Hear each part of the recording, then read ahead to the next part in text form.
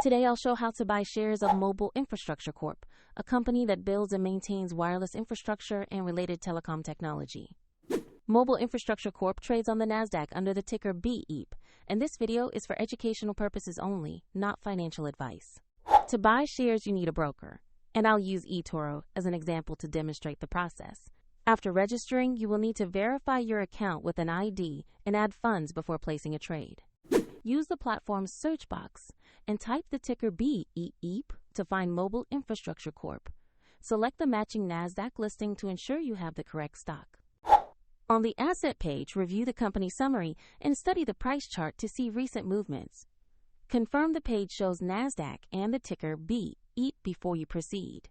To invest, click the Buy button, enter the amount you wish to invest, then review the order details and confirm the purchase. If the market is closed, your order may be queued for the next session.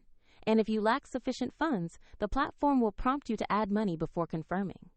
Once executed, your position will appear in your portfolio where you can monitor it.